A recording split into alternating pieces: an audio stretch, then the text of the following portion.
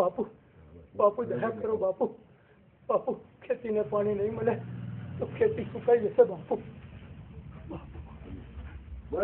અને તું પાણીના પૈસા નહીં ભરે તો અભયસંગનું મગજ ખસી જશે. બાપુ બાપુ હાલ પૈસા નથી બાપુ ખેતી થશે એટલે તમારા રૂપિયા ચૂકવી દઈશ બાપુ.